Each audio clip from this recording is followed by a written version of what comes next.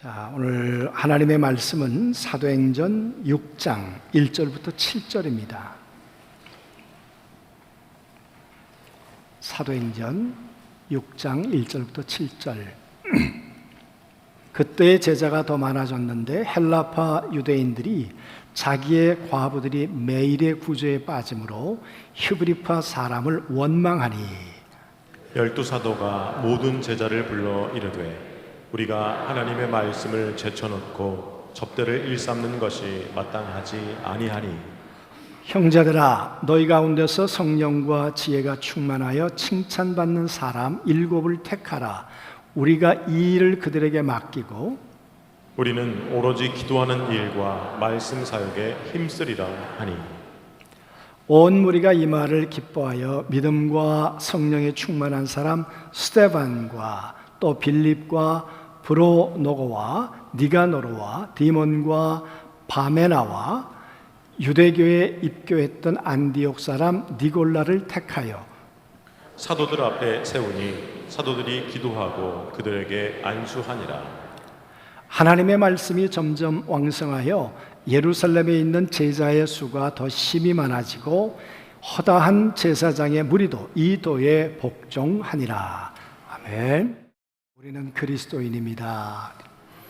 그 말은 우리 속에 하나님의 거룩한 성령의 불꽃이 시작된 사람이고 그 불꽃이 타오르는 사람, 그것을 의미한다고 믿습니다.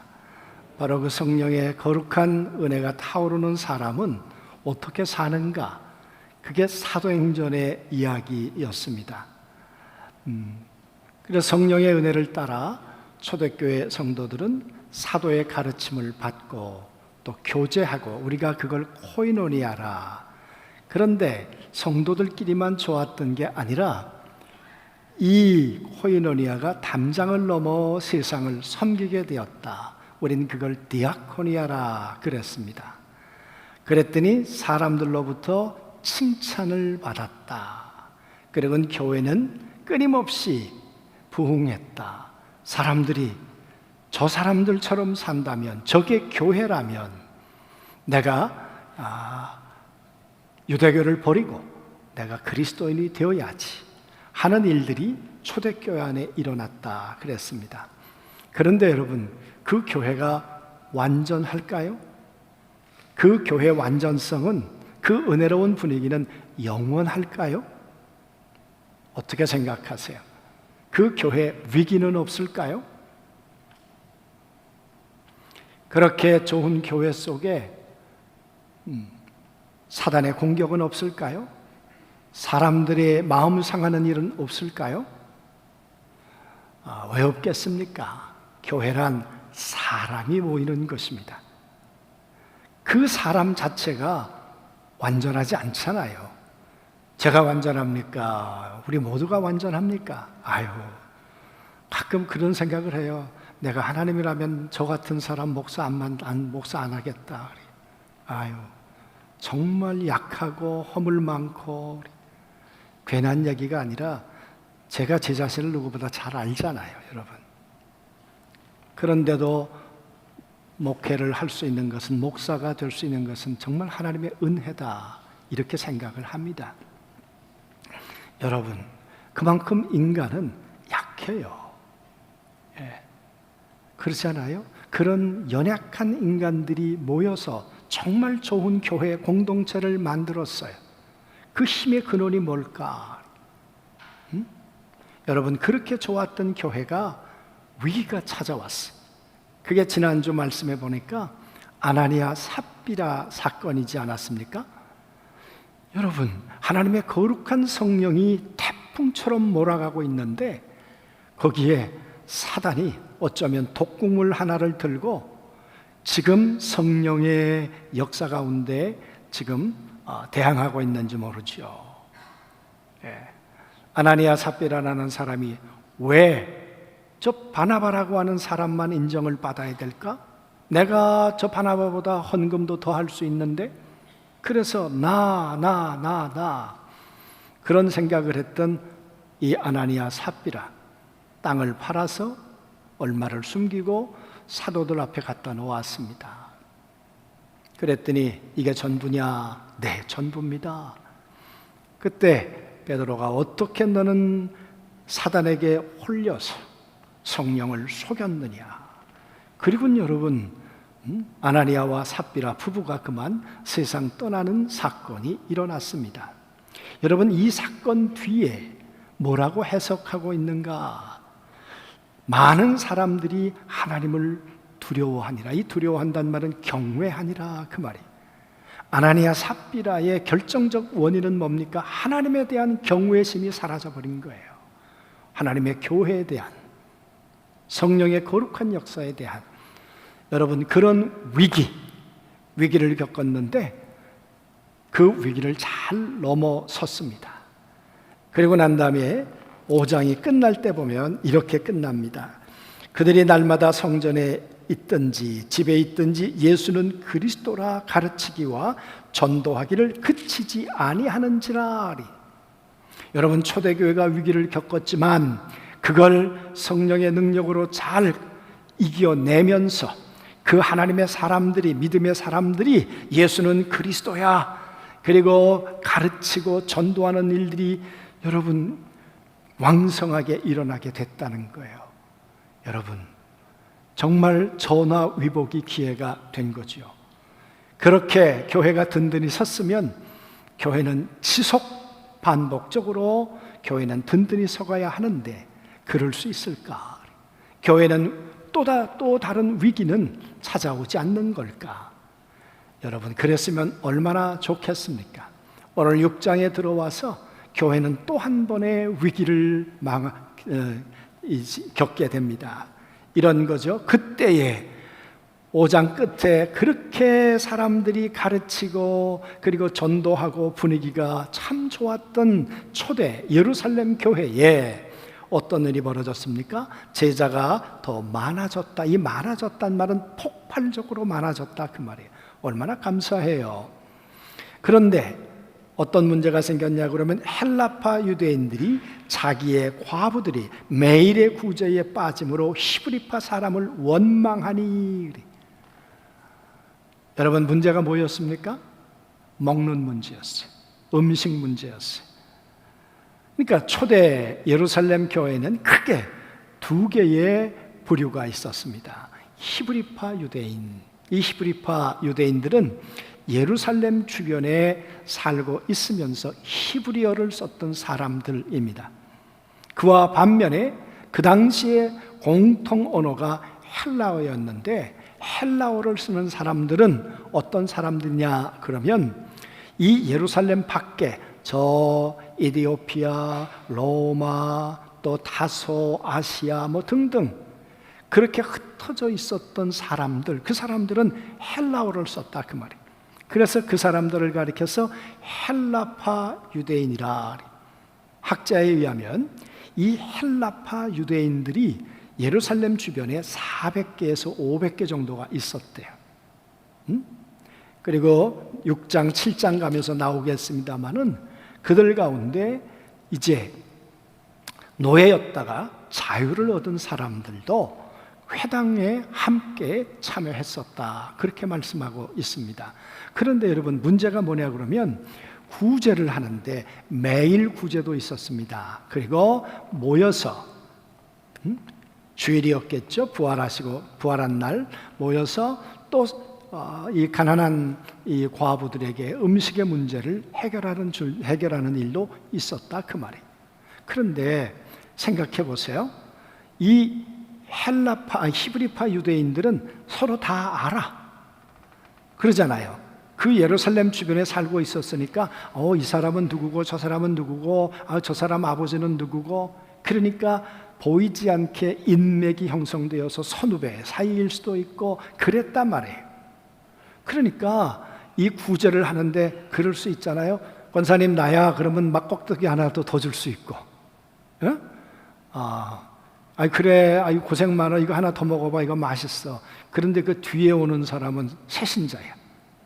새신자인데 나는 근데 아무 얘기도 안 하고 그냥 줬다고 생각해 보세요. 무슨 생각이 들었을까? 왜 차별하지?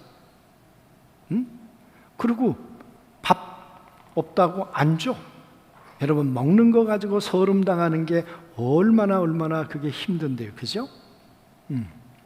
오늘 이 초대교회 안에, 그 좋았던 초대교회 안에, 그 사단의 공격을 이겨냈던 초대교회 안에 이 먹는 문제 가지고 여러분 갈등이 생겼어. 그래서 보니까 원망하니라. 여러분, 원망이란 말이 처음 등장하잖아요. 지금까지 초대교회 지금 5장까지 오면서 여러분 얼마나 좋은 단어들로 초대교회를 표현했습니까?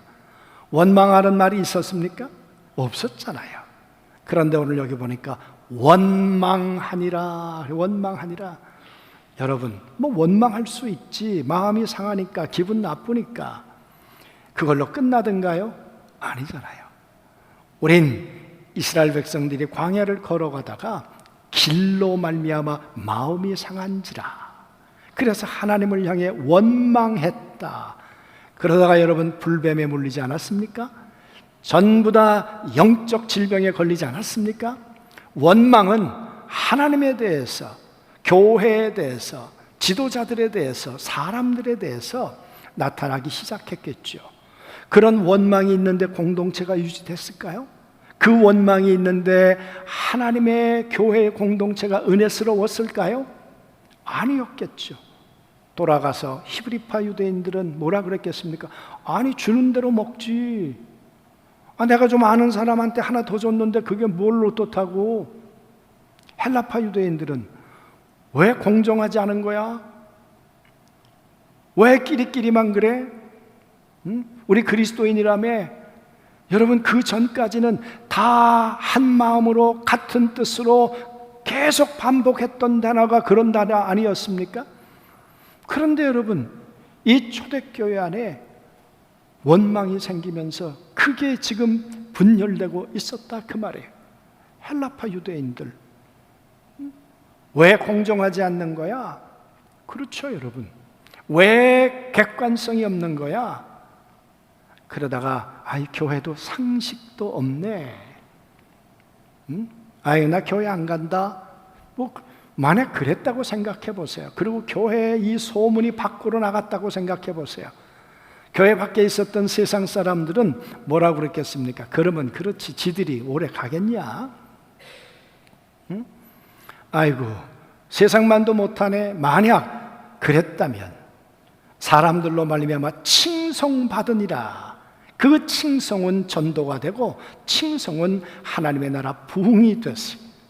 그런데 여러분, 이런 사람들 때문에 교회가 사람들로부터 손가락질 당하고 사람들로부터 비난을 받는다면 교회가 부흥되겠습니까?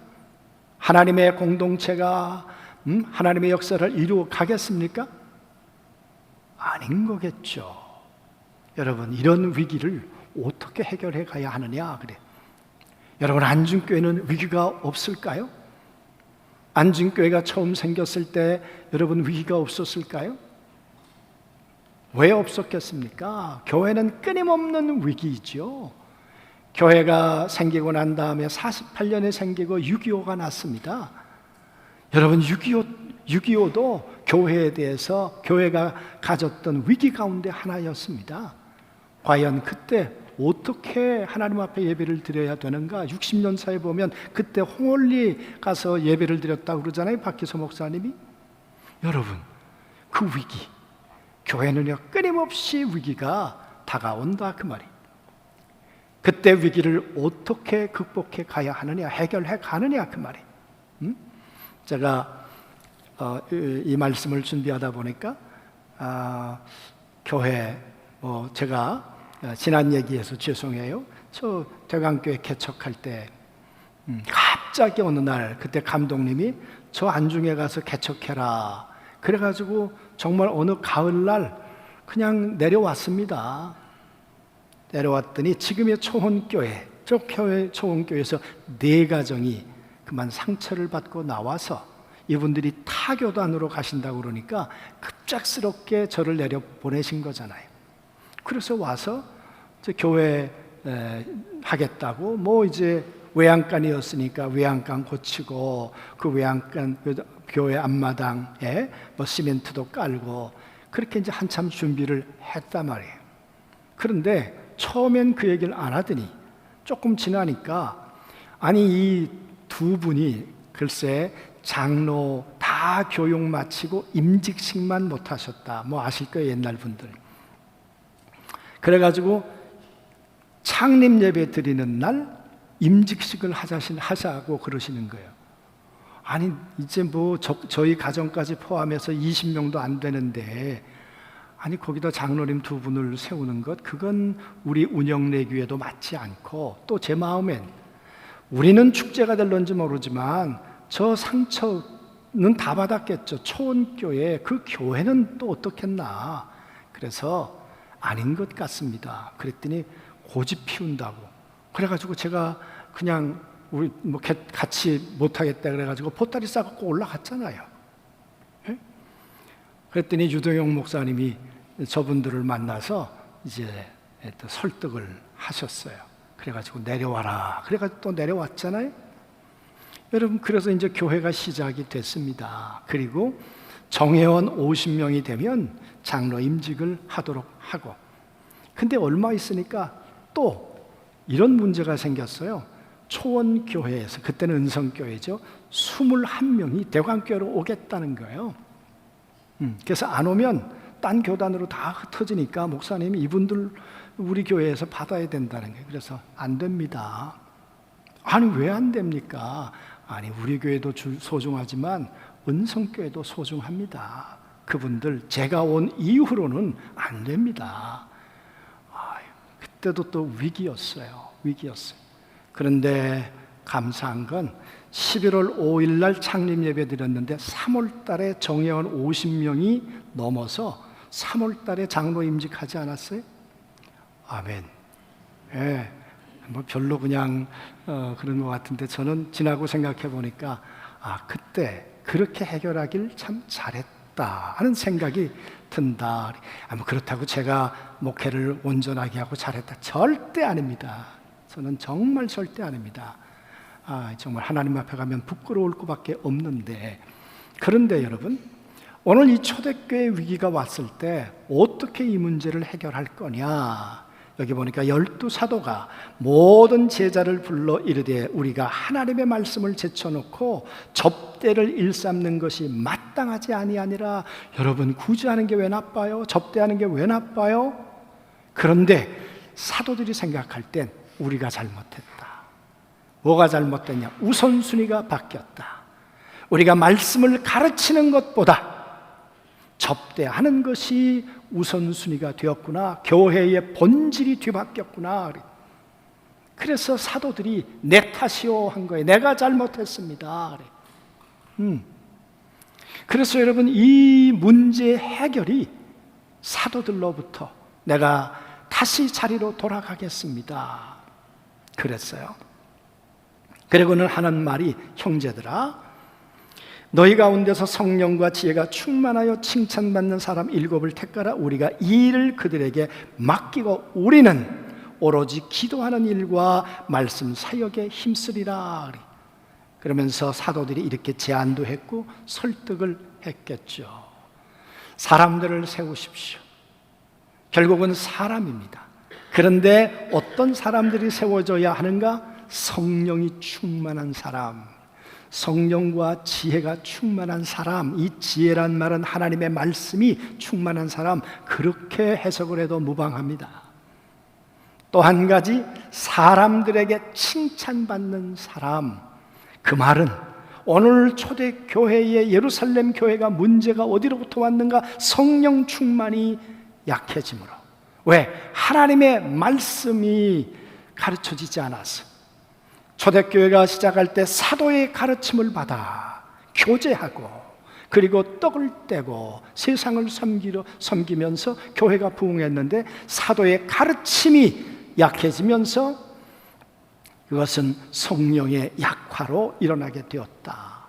그래서 어떤 사람이 교회의 일꾼이 되어야 될까? 성령 충만한 사람, 하나님의 말씀에 사로잡히는 사람, 이런 사람을 천거하십시오. 그리고 또 하나가 칭찬 듣는 사람. 그 말은 하나님과 관계에 문제가 없고 사람하고의 관계도 문제가 없는 사람을 추천하십시오. 지금 그렇게 제안한 거죠. 여러분, 성령이 충만한 사람, 또 말씀이 충만한 사람, 이거는 이해를 할 수 있겠는데 왜 칭찬 듣는 사람이어야 될까? 여러분 어떻게 생각하세요? 그 말은 이 일들을 해결하려고 했을 때 저 사람이라면 동의할 수 있는 사람이어야 한다는 거겠죠. 여러분, 요즘에 직장에서 신입사원을 뽑을 때 자기의 인성검사하는 거를 체크를 해가지고 그거를 제출하도록 하는 데가 있더라고요. 그래서 이 사람의 인성이 어떤가, 이 사람의 평판이 어떤가. 제 친구 아들이 저 내계 초등학교 나와서 포승중학교, 평고, 그리고 이제 전학을 갔습니다마는 한동대 나와서 이랜드라는 기업에 입사 시험을 이제 치르게 되었습니다. 약 한 5명이가 뽑는데 5,000명이 왔대요. 5,000명이. 오래전 일이죠. 여러분, 그런데 나중에 최종 5명 남았는데 거기에 들어간 거예요. 그 5명 중에서도 이 친구가 탑인 거예요. 탑인 거예요. 그런데 이 5명을 중국으로 보내는데 한 사람당 비용이 1,000만 원이래. 왜 5명을 보내는가? 그들의 모습을 관찰하더라고요. 관찰해가지고 이들이 역량은 있는데 실력은 있는데 관계 능력이 있는가, 협업할 줄 아는가. 그래서 평판을 여러분 이 조사를 확인을 하는 거죠. 근데 이 친구가 시험을 볼 때 면접관들이 쫙 있잖아요. 근데 뭐 타이핑을 치더래요. 그래서 내가 하는 말을 받았으나 그랬더니 이 면접을 하고 나오니까 삼성에 있는 자기 대학 동기가 야, 니네 회사에서 나한테 전화 왔더라. 또 어디에서도 야, 너한테 네 문제 때문에 전화 왔더라. 왜? 네가 어떤 사람인지 평판에 대해서 다 묻더라. 여러분, 그게 칭찬 들을 만한 사람, 그런 말이겠죠. 그래서 요즘 여러분 직장에서 사람을 뽑을 때 역량이 있는가, 일반 회사는, 그리고 평판이 좋은가, 그걸 꼭 확인한다는 거 아닙니까? 저는 홍명보라는 사람을 굉장히 마음 든든하게 생각했습니다. 왜냐 그러면 그가 수비를 하게 되면 다 마음 든든했잖아요. 근데 이번에 국가대표가 되고 보니까 왜 그리 안 좋은 이야기들이 자꾸 나오는지 마음 한구석엔 속상하기도 해요. 그게 사실일까? 근데 한 사람이 그런다면 모르겠는데 여러분 아시는 것처럼 박지성, 히딩크, 차범근 뭐 등등 이런 사람들이 다 아주 심지어 나는 인간으로 생각하지 않습니다. 평판이에요, 평판. 예? 그래서 여러분 하나님의 일꾼을 세울 때 성령과 지혜가 충만한 사람, 또 하나 평판 좋은 사람. 여러분 교회도 마찬가지죠. 말씀드렸던 것처럼 제가 내년 6월에 이제 퇴임을 하겠다고 말씀을 드렸습니다. 9월 달부터 청빙위원회가 이제 구성이 될 겁니다. 여러분, 앞으로 어떤 사람을 어떤 과정으로 세워가야 할 건가? 저는 그렇게 기도합니다. 정말 지금까지 우리 믿음의 선배들이 잘해 오셨습니다. 부족하지만 저도 여기까지 했고 이제 목회라는 건 바톤을 넘기고 가는 거 아니겠습니까? 하나님, 성령과 지혜가 충만한 사람, 평판 좋은 사람, 그런 분이 정말 안중교회 구대 목사가 되어서 이 전통 위에 이 변화되는 세계를, 변화되는 이 세상을 섬겨갈 수 있는, 지속적으로 섬겨갈 수 있는 교회가 안중교회가 되었으면 좋겠다. 그런데 중요한 건 사람이라는 거예요. 사람, 어떤 사람. 오늘 초대교회는 성령이 충만하고 조건이 그랬어요. 하나님의 말씀 붙드는 사람이고, 또 하나 사람들에게 칭찬을 받아서 평판 좋은 사람. 여러분, 교회도 70년대 이전에는 카리스마 리더십을 가져야 된다 그랬어요. 그 이후에는 많은 사람들이 대학을 나오고 지적 수준이 높아지면서 교회는 이제는 지성적 리더십이 필요하다 그랬어요. 그래서 여러분, 목회자들이 공부도 많이 하고 뭐 박사학위도 갖고 그랬습니다. 그게 나쁜 거 아니죠? 그러다가 보니까 나중에 어디서 문제가 생기는가? 인성, 평판의 문제가 생겼다 그 말이에요. 평판에. 제가 감독이 돼서 문제 없는 교회들은 갈 일이 별로 없습니다. 근데 문제 있는 교회를 가서 보면 언제나 원망이 가득 차 있어요.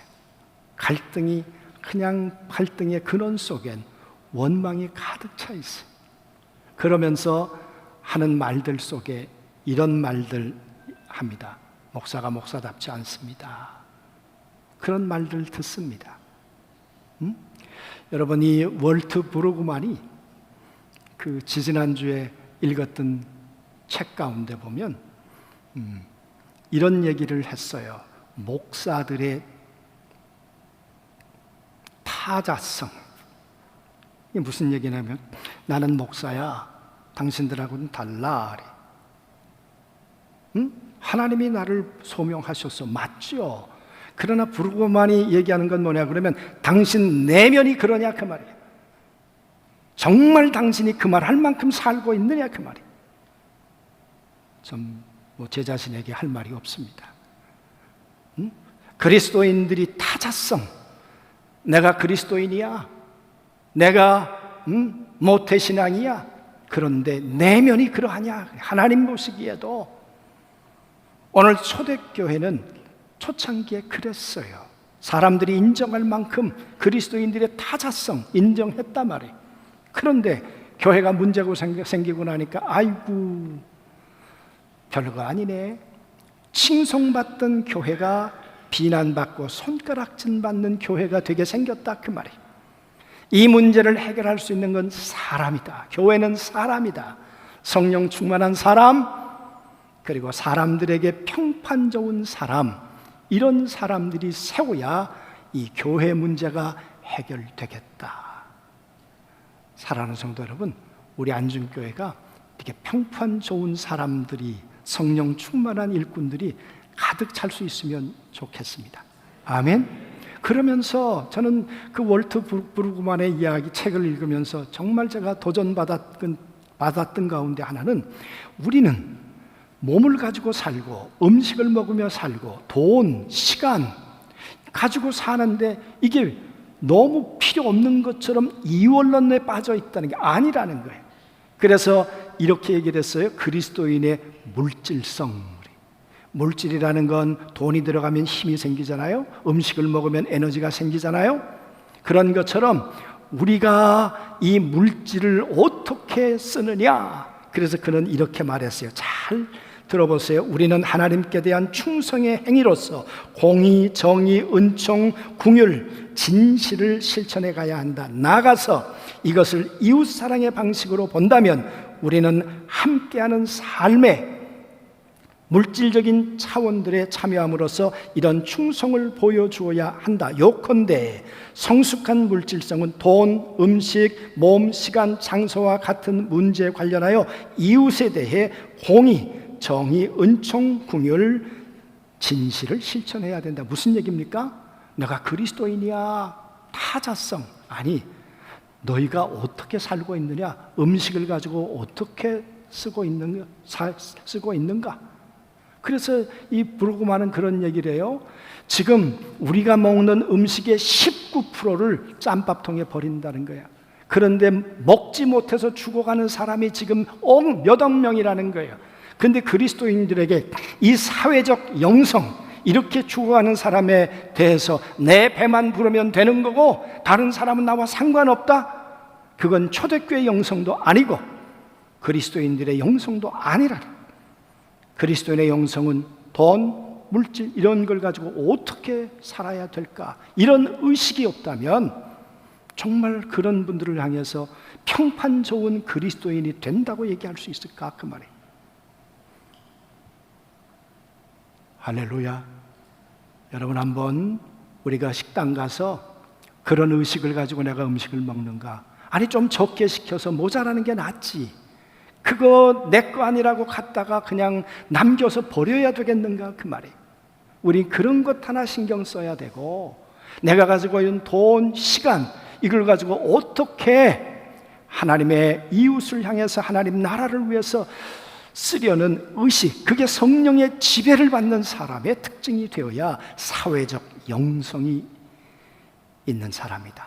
그래야 사람들로부터, 교회, 사회로부터 칭찬받는 공동체가 될 수 있다는 거예요. 마찬가지입니다. 주부들도 은혜 받고 가정으로 돌아가서 냉장고에 여러분 6개월 이상 되면 안 된다는데 지금 6개월 넘은 게 얼마나 많이 있겠습니까? 여러분, 사회적 영성으로 생각해 본다면 여러분 어떻게 나누어야 된다. 이 월트 브루그만의 이야기는 돈, 물질, 시간 이 모든 것을 비워야 한다.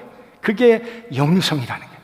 그게 영성이라는 거예요. 오늘 초대교회는 이 먹는 문제를 가지고 실수를 했지만 이걸 가지고